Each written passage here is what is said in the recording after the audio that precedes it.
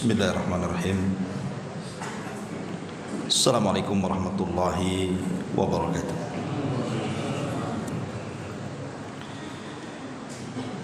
Alhamdulillah wassalatu wassalamu ala Rasulillah wa ala alihi wa sahbihi wa mawalah wa la hawla wa la quwwata illa billahi wa ba'du. Alhamdulillah, segala puja dan puji hanya milik Allah subhanahu wa ta'ala. Salawat dan juga salam kita hadiahkan kepada Rasul kita Nabi besar Muhammad sallallahu alaihi wa ala alihi wasallam.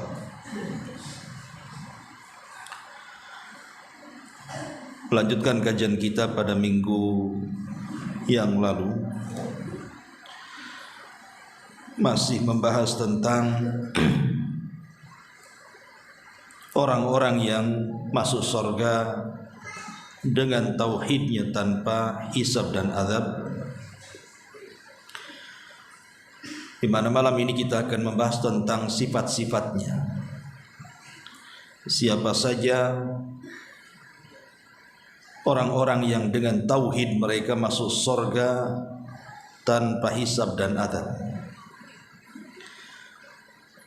Karena Nabi SAW tidak menyebutkan orangnya, Rasul hanya menyebutkan sifat-sifatnya saja,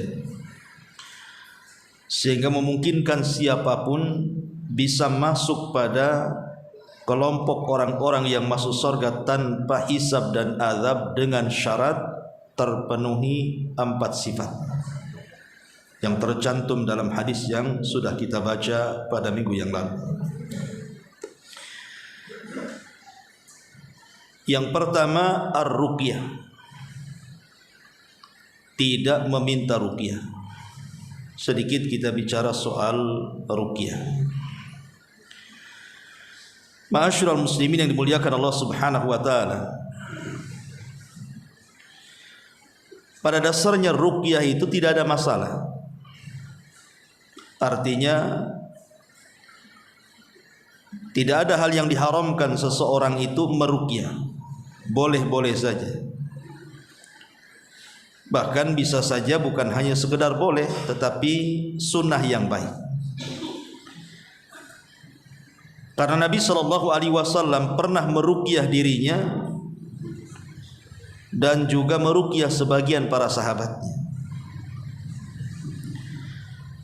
Aisyah radhiyallahu anha, beliau menceritakan bahwa Nabi SAW idza ishtaka, kalau mengeluhkan sesuatu, yaqra ala nafsihi bil muawwidzat, maka beliau membaca kepada dirinya 2 surat perlindungan. Wa yanfuth, kemudian beliau meniupkan kepada tempat yang sakit tersebut.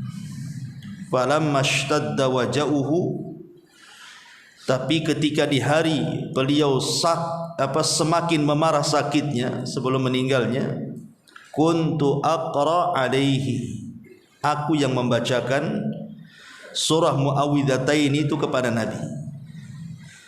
Wa amsahu biyadihi raja'a barakatiha, dan aku mengusapkan kepada tangannya karena mengharap berkahnya. Artinya Nabi SAW meruqyah dirinya dan diruqyahlah orang lain. Aisyah meruqyahnya. Sebenarnya tidak ada masalah. Hukum ruqyah itu tidak ada masalah. Apalagi ada kisah dari seorang sahabat namanya Abi Sa'id Al-Khudri radhiyallahu an. Jadi satu hari beliau bersama rombongan pulang dari safar. Kemudian kehabisan bekal. Akhirnya kemudian rombongan Abu Sa'id Al-Khudri ini mereka mampir di sebuah desa karena kehabisan bekal. Masuklah kemudian ke desa tersebut dengan harapan ada yang mau menjamu tamu, karena mereka kehabisan bekal masalahnya, bisa kelaparan di jalan. Tapi Allah subhanahu wa ta'ala takdirkan satu penduduk desa yang ditemui itu tidak ada satupun yang dermawan, semua bakhil.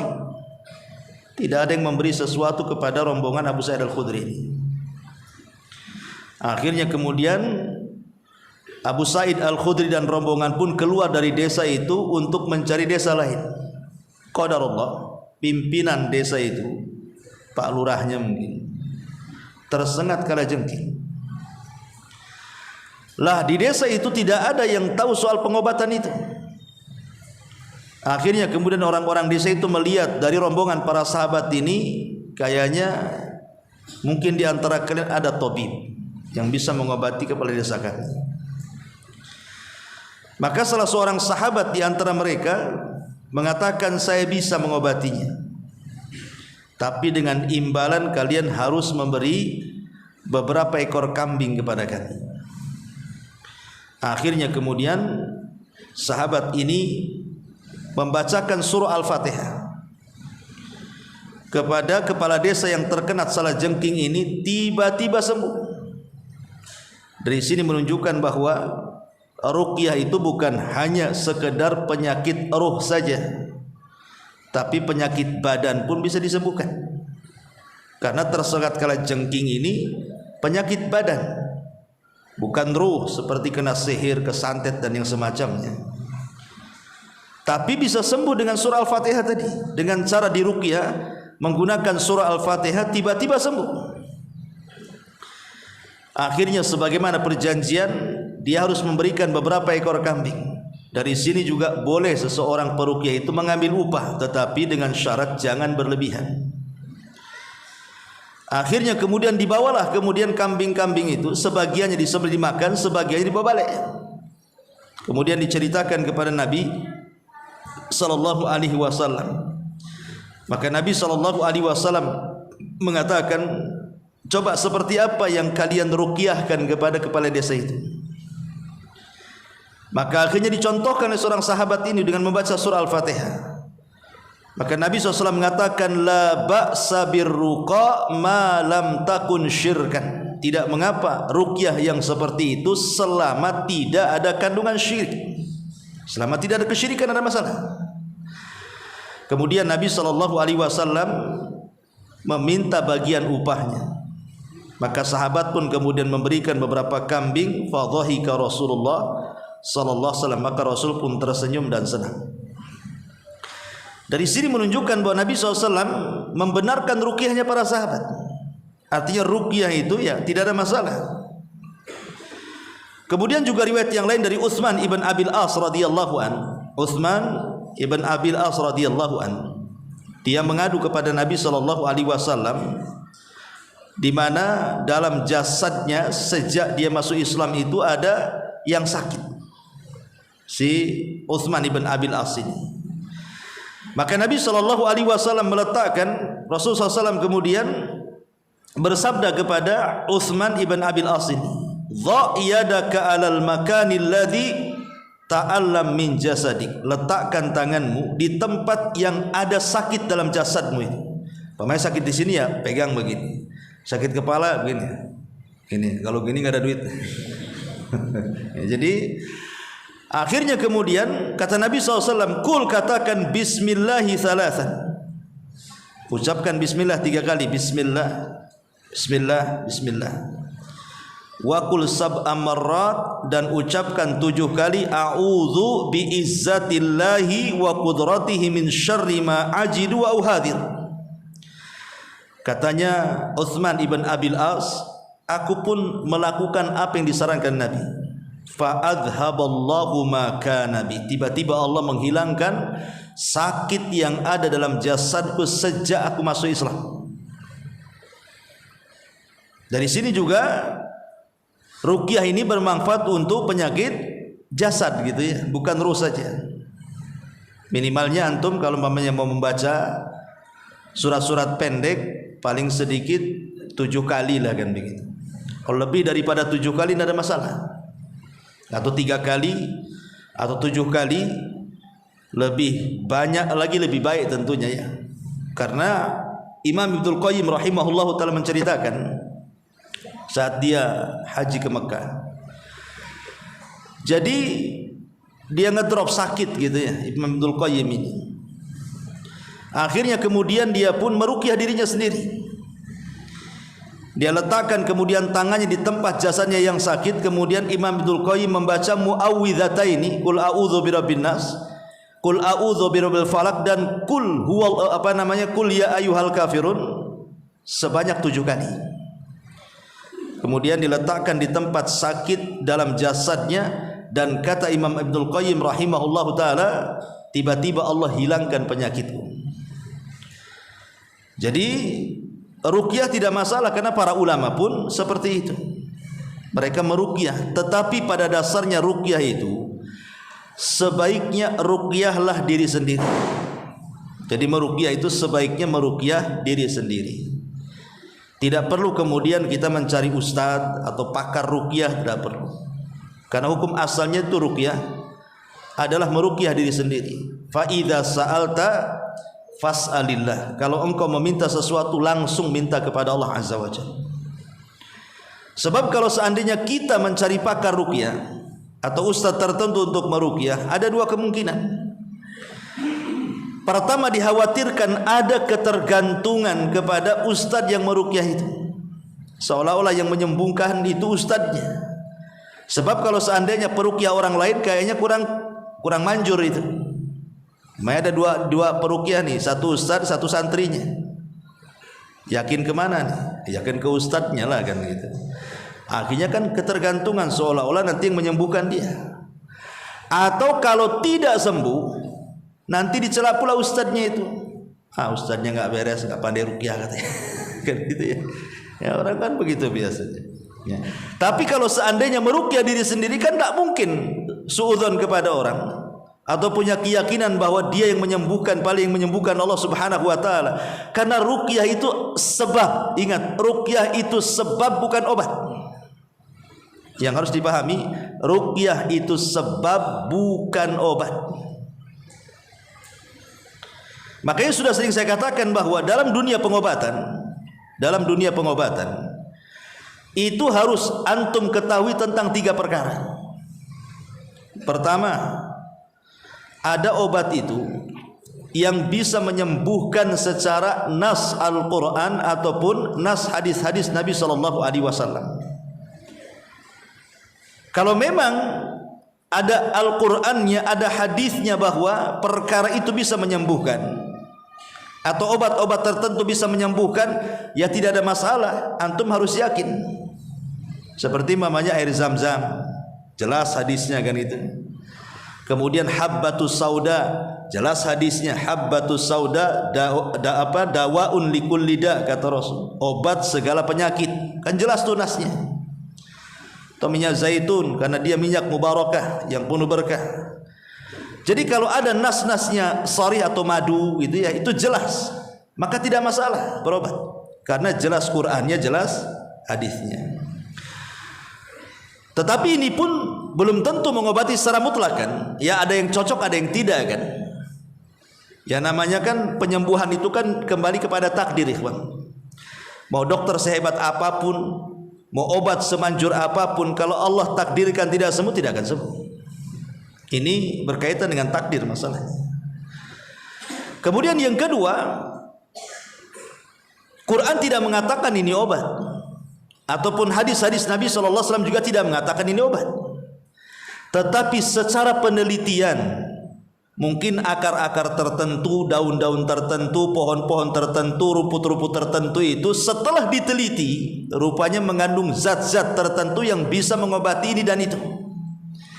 Bisa mengobati kolesterol, gula, asam urat, dan begitu seterusnya umpamanya kan.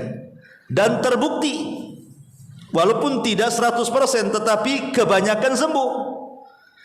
Kalau ada pengobatan dan sudah diteliti dan terbukti penelitiannya, walaupun tidak 100% tapi secara umum bisa menyembuhkan, maka tidak mengapa kita berobat dengan obat itu. Tidak ada masalah, karena sudah ada penelitian. Lah yang jadi masalah itu yang ketiga nih. Quran tidak mengatakan itu obat, hadis tidak mengatakan itu obat, tidak ada penelitian baik dalam dunia kedokteran, farmasi, herbalis dan yang semacamnya. Tiba-tiba kita pula menganggap itu obat. Itu namanya menjadikan sebab yang bukan sebab.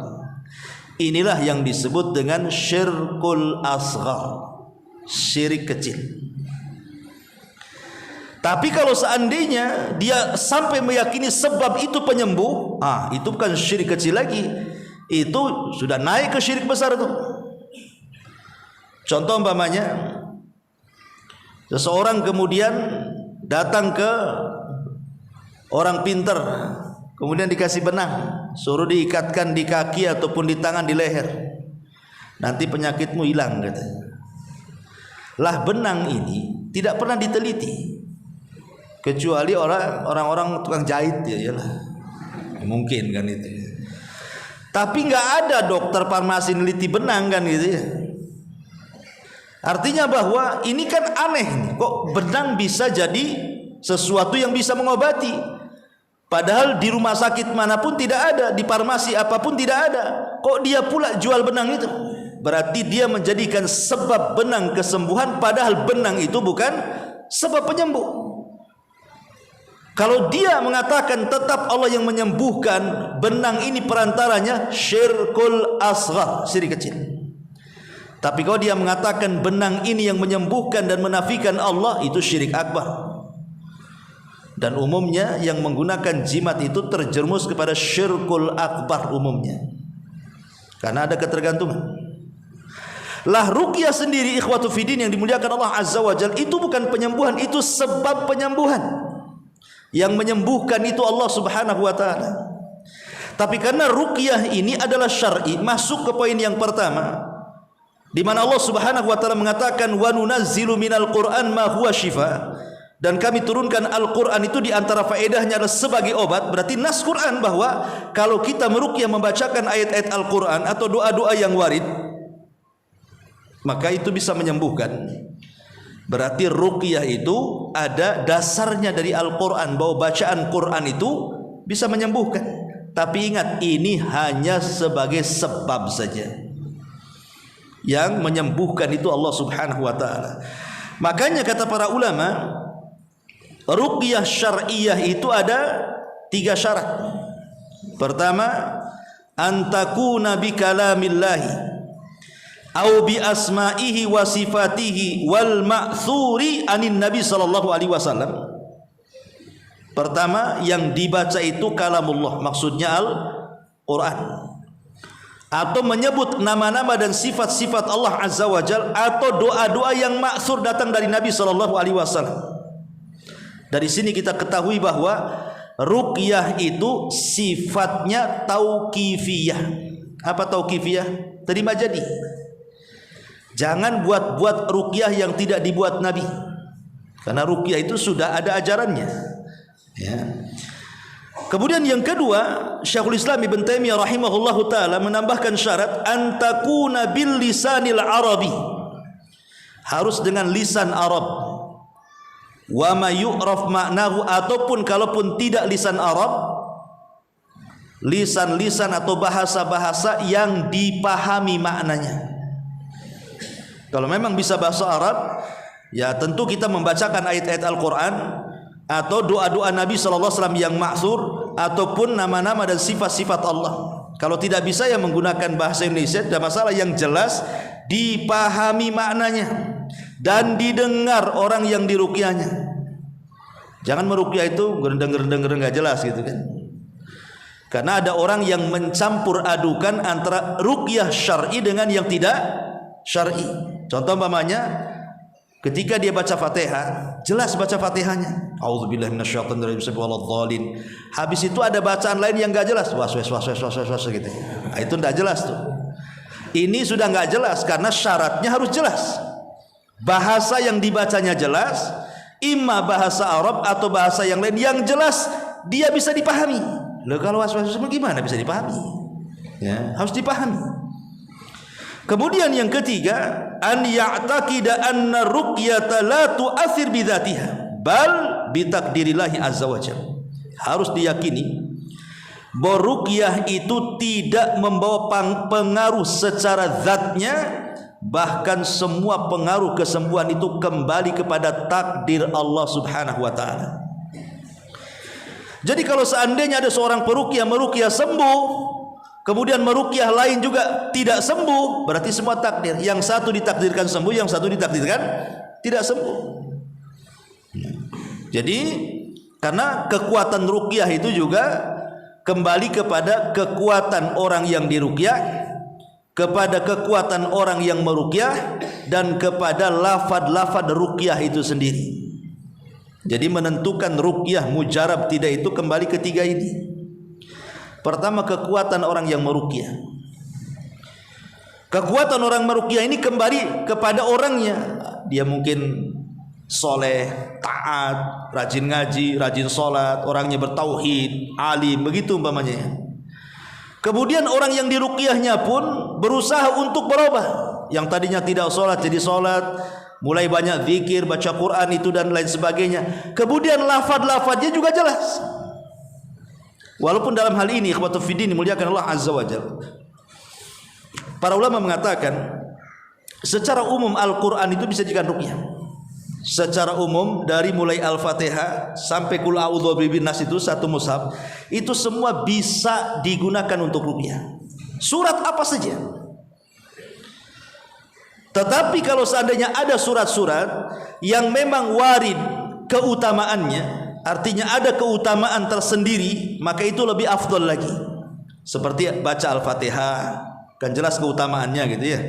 Kemudian muawwidzataini, Qul a'udzu birabbin nas, Qul a'udzu birabbil falaq, ataupun ayat kursi, ataupun akhir surah Al-Baqarah, atau Qul ya ayyuhal kafirun, itu kan jelas tuh, jelas ya. Ya, apalagi kalau seandainya surat-surat itu warid keutamaannya lebih baik lagi. Tapi kalaupun seandainya tidak menggunakan ayat itu, semua ayat yang dibaca bisa untuk ruqyah. Karena Allah yang mengatakan wa nunazzilu minal Qur'an, kami turunkan Al-Qur'an secara umum, ya. Dari awal sampai akhir itu bisa menjadi syifa bagi obat. Ini yang pertama. Yang kedua, kaifiyah cara meruqyah diri sendiri ataupun orang lain. Bisa hanya sekedar membaca saja dengan niat untuk menyembuhkan. Pamannya, saya ingin menyembuhkan, saya punya penyakit. Akhirnya saya ambil Quran, saya niatkan bacaan ini dan saya bertawassul dengan kalam Allah kepada Allah. Kemudian niatkan itu untuk kesembuhan kita. Kemudian kita baca saja terus. Ataupun boleh juga dengan tiupan. Dengan tiupan.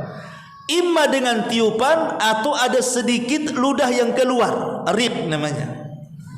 Bisa tiupan saja, bisa ludah saja, bisa gabungan tiupan dan ludah.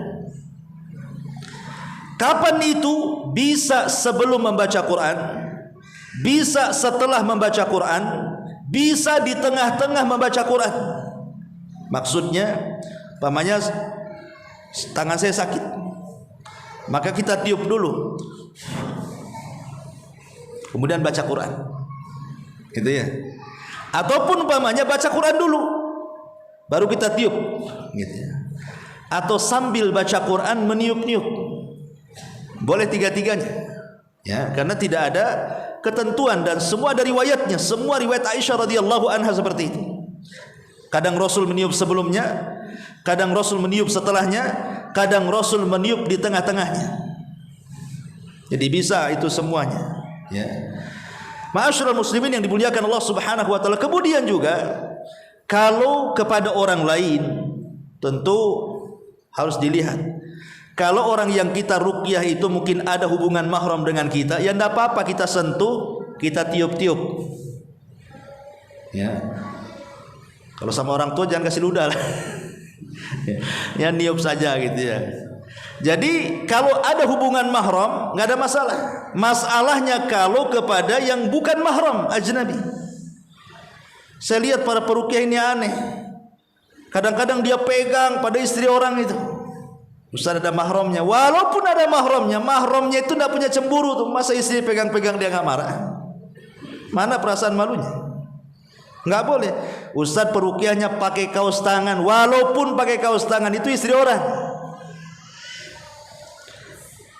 Lalu siapa yang pegang, siapa yang mengusap? Yang mengusap dan memegang ya suaminya atau mahramnya. Kita yang baca Quran, dia yang mengusap. Nggak boleh kita yang baca Quran, kita yang mengusap seperti itu. Karena tidak ada contohnya seperti itu. Dan itu bisa mengundang fitnah. Bisa mengundang fitnah. Ataupun cukup seseorang itu dibacakan saja, tidak diusap, gak ada masalah kok. Nggak dipegang juga nggak masalah. Karena pengaruh Al-Quran itu loh tidak ada yang tahu. Sebagaimana pengaruh sihir itu ketika menyihir itu tidak ada yang tahu. Ini perkara gaib. Kita yakin saja bahwa Quran itu mempunyai pengaruh besar. Gimana cara kerjanya ya itu Allah yang tahu. Baca saja. Kalau dia meronta-ronta atau apa begitu kan, ya nanti mahramnya yang pegang. Ma'asyiral muslimin yang dimuliakan Allah Azza wa Jalla, karena ada sebuah kisah dijelaskan oleh sebagian masyayikh ini bahwa ada orang di satu keluarga itu, ada orang yang sudah lama mengalami sakit. Jadi dia meminta fatwa kepada salah satu syekh. Jadi kata syekh ini, cukup engkau baca ayat kursi saja. Cukup engkau baca ayat kursi, niatkan kesembuhan dan bertawassulah kepada Allah dengan nama-nama Allah di situ. Sambil pegang tempat yang kau sakit itu. Akhirnya dia membaca 150 kali ayat kursi. Allahu la ilaha illa huwa, udah habis, diusap bagian sakitnya, dibaca lagi, diusap. Dan dia tidak sama sekali tidak bosan, terus saja. Dari pagi, siang, malam dia melakukan seperti itu. Sampai 150 ayat kursi dia baca. Subhanallah. Kata dia, rupanya di sini pengaruhnya besar. Mulai terurai itu penyakitnya, sakitnya mulai mereda dan begitu seterusnya. Jadi walaupun hanya sekedar membaca saja, pengaruh ayat itu sangat berpengaruh. Tidak mesti harus ada sentuhan, tidak mesti harus ada tiupan, karena ruqyah ini perkaranya luas. Ya, kalau disempitkan nanti perlu dalil. Oh, harus dipegang, mana dalilnya? Karena Al-Quran sendiri mengatakan secara umum cukup dibaca. Memang ada contoh dari Nabi SAW meniup, kemudian memberikan ludah. Tapi juga ada cara-cara yang lain yang lebih elegan daripada itu. Dengan cara apa? Menggunakan media air, atau media minyak zaitun, atau media garam umpamanya. Seperti Ali radhiyallahu an, sholat dia, tiba-tiba kalajengking nyengat dia. Kemudian Ali tiba-tiba mengatakan, laknatullah alal aqrab, katanya. Laknat Allah kepada kalajengking. Tidak sholat, tidak di luar sholat, tetap aja gigit, katanya. Kata Ali. Akhirnya kata Ali, Fatimah, kemarikan itu garam dengan air putih. Dan air putih campur garam. Kemudian Ali membaca ayat-ayat ruqyah. Kemudian diminum dan sebagian diolesi, sembuh. Ali ini ingin menggabungkan, kenapa mesti garam? Karena garam ini kan biasanya bisa mengobati luka kan gitu ya. Sementara air bisa minum tuh supaya mengobati dalamnya. Jadi menjamakan antara ruqyah dengan pengobatan medis gitu maksudnya. Nah, itu Ali pakai seperti itu kan, begitu kan bisa pakai air, pakai minyak zaitun, kalaupun tidak harus sentuh kan. Karena pengaruh ruqyah ini yang tahu hanya Allah Subhanahu wa taala. Pengaruh ruqyah itu yang tahu hanya Allah. Oh enggak Ustaz, ketika saya ruqyah dikejang-kejang baunya. Bisa saja itu acting jinnya tuh. Ma'asyiral muslimin yang dimuliakan Allah Azza wa Jalla. Jadi cukuplah kita bacakan Quran saja. Kalau perlu tiupan, ya sentuhan-sentuhan, tapi lihat siapa yang Anda ruqyah. Siapa yang Anda ruqyah. Ma'asyiral muslimin yang dimuliakan Allah Subhanahu wa taala. Adapun disebutkan tentang adab peruqyah sendiri, yang pertama dia seorang muslim. Tidak boleh orang kafir dia meruqyah. Orang kafir ini ngapal ayat-ayat ruqyah, kemudian suruh meruqyah kita. Dia aja kafir. Jadi orang yang meruqyah itu harus muslim. Yang kedua, adlan fi dinihi. Harus punya track record dalam agamanya. Jangan ahli maksiat pula meruqyah, enggak ada masalah sebenarnya, tapi kan kurang yakin jadinya kan. Kemudian yang ketiga, an ya'taqid ar-raqi annallahu wasyafi. Peruqyah harus yakin bahwa yang menyembuhkan adalah Allah Subhanahu wa taala, Kemudian yang keempat, an yakuna raqi aliman bituruqil mu'alajati biruqyati syar'iyyah. Haruslah orang yang meruqyah itu tahu cara meruqyah. Jangan asal-asal, ya. Tahu cara meruqyahnya. Taib. Lah ruqyah sendiri kemarin sudah dijelaskan bahwa orang yang meminta ruqyah itu tidak ada masalah, cuman dikeluarkan dari orang yang masuk surga tanpa hisab dan adab. Tapi kalau seandainya dia punya amalan yang lain selain minta ruqyah, umpamanya ada amalan lain, umpamanya dia mati syahid.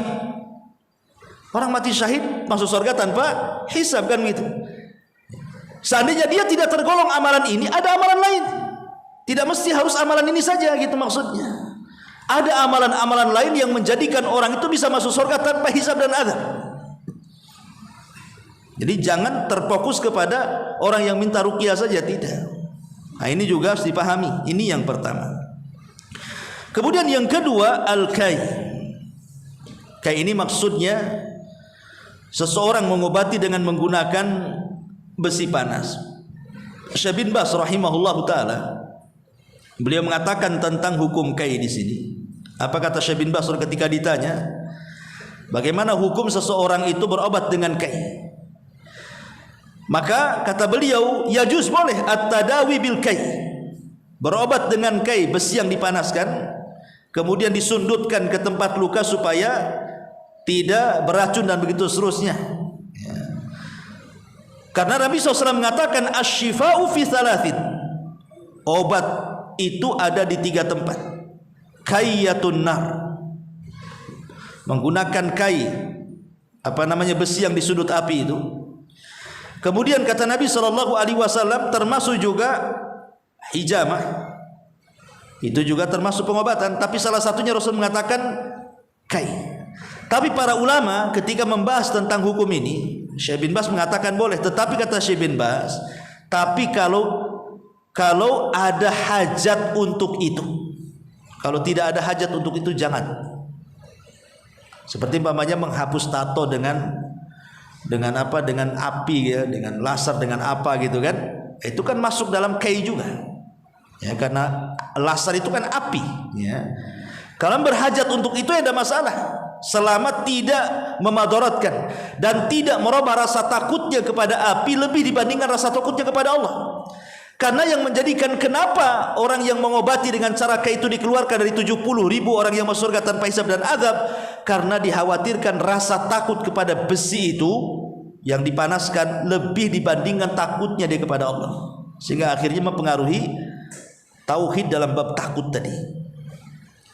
Ma'asyiral muslimin yang dimuliakan Allah Subhanahu wa taala, makanya hukum kai sendiri dalam Islam itu tidak dilarang sebenarnya, karena Nabi SAW pernah ba'atha ila Ubay ibn Ka'ab, mengutus seorang dokter kepada Ubay ibn Ka'ab radhiyallahu an. Kemudian faqatta alahu irqan wa kawwahu binnar. Kemudian beliau, maksudnya tabib tadi, tiba-tiba memotong urat si Ubay ibn Ka'ab ini, kemudian setelah itu mengkainya. Karena di zaman itu kan kalau orang tersabat pedang, ya kawan, perang kan pakai pedang kan, hadap-hadapan, sabat sana sabat sini gitu kan. Mungkin zaman sekarang kan banyaklah obat-obat supaya steril dari bakteri dan yang lainnya. Zaman dulu kan susah, apalagi di peperangan kan, terpaksa supaya jangan kemudian darahnya ngucur atau supaya tidak tetanus atau apa, maka dibakarkan besi, diletakkan di tempat lukanya itu. Itu kan sakit sekali kan begitu ya. Itu namanya kai, ya.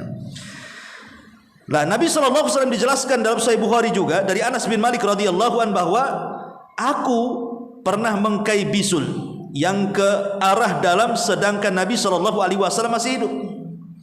Bisul aja dikai itu di sudut besi panas, ya, Anas bin Malik radhiyallahu, dan Rasul masih hidup tidak melarangnya, ya. Tetapi memang kebanyakan para ulama mengatakan tidak sampai tingkat haram, tapi makruh saja, dan boleh kalau mendesak. Kalau memang tidak ada penyakit kecuali diobati dengan cara begitu, maka berdasarkan fatwa para ulama, Syekh bin Baz, Syekh Utsaimin dan yang lainnya, dibolehkan. Ini yang kedua, sifat yang kedua kai. Yang ketiga, wala yatatayyar, tidak tatayyur. Tatayyur ini diambil dari ta'ir, artinya diambil dari burung. Jadi bahasa tatayur itu diambil dari burung. Karena orang-orang Mekah ini ikhwan, mereka kalau hendak berbisnis kan hanya kedua negara saja. Allah menyebutkan rihlatas sitai was-saif, musim dingin dan panas gitu ya. Ke Yaman atau ke Syam. Jadi dagangannya penduduk Mekah itu kalau tidak ke Yaman, ke Syam, karena Yaman di zaman itu lebih maju dibandingkan Saudi. Sekarang terbalik gitu ya. Sehingga mereka kalau dagang ya ke Yaman atau ke Syam. Lah, ketika para pedagang ini mau berangkat dagang nih, maka mereka akan menerbangkan burung. Kalau burung ini ngarahnya ke Syam, tidak jadi mereka. Walaupun ngarahnya ke Yaman, pamannya saya mau dagang ke Yaman nih, saya arahkan burung, tiba-tiba terbang ke Syam, nggak jadi berangkat. Itu tidak mendatangkan untung tapi buntung. Ataupun saya dagang nih, bulan ini mau ke Syam, diterbangkan burung, tetap ngarah ke Syam, tidak jadi. Makanya Syam disebut Syam karena tasya'um. Kenapa Syam disebut Syam oleh orang-orang jahiliyah itu?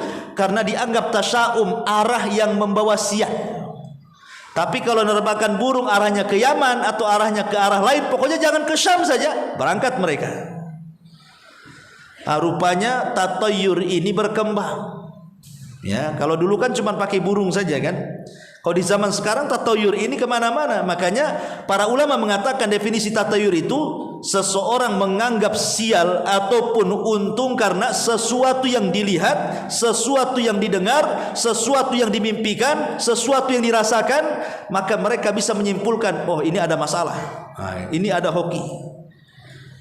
Kalau umpamanya yang gatal tangan kanan gini, wah mau ngasih duit ntar lagi nih. Oh gatal tangan kiri, aduh dek kolektor datang nih. Kan itu ya. Ini kan aneh itu. Kalau saya dulu masih kecil itu, kalau ada kupu-kupu si rama-rama yang besar itu, wah berarti ada tamu kepala desa nih. Kalau kupu-kupunya kecil, tetangga cari makan katanya. Orang dulu kan begitu ya. Itu namanya tatayur ikhwan. Ya tatayur seperti tidak boleh. Apalagi sampai ke angka 13 hilangan itu tatayur. Nah ini tatayur namanya. Nabi sallallahu subhanahu wa taala mengatakan fa idza ja'athumul hasanatu qalu lana hadi wa in tusibhum sayyi'atun tatayyaru bi Musa wa man ma'ah ala innama ta'iruhum indallah walakin aktsarahum la ya'lamun. Kemudian apabila datang kepada mereka kemakmuran, mereka berkata ini disebabkan usaha kami, dan jika mereka ditimpa kesusahan, mereka melemparkan sebab kesialan itu kepada Musa dan orang-orang yang bersamanya. Ketahuilah sesungguhnya kesialan mereka itu adalah ketetapan Allah, akan tetapi kebanyakan mereka tidak mengetahui. Kadang-kadang ada orang yang menganggap orang lain itu sial. Umpamanya antum baru buka toko, tiba-tiba ada orang beli, seram sekali wajahnya itu ya. Kemudian antum langsung tutup tokonya. Oh ini orang yang pertama beli aja kayak gini, jangan sial pula sampai malam. Gara-gara orang yang beli pertama mukanya nggak jelas gitu kan, akhirnya antum katakan wah ini bawa sial ini, orang kayak gini pula yang pertama beli gitu ya. Ataupun dia marah-marah ketika beli itu ya, pagi-pagi udah marah-marah gitu, ini bawa sial aja orang ini. Nggak boleh, manusia itu tidak boleh seperti itu disial-sialkan, karena semua sial ataupun tidak sial itu kembali kepada takdir Allah subhanahu wa ta'ala. Ya, bisa jam berapa?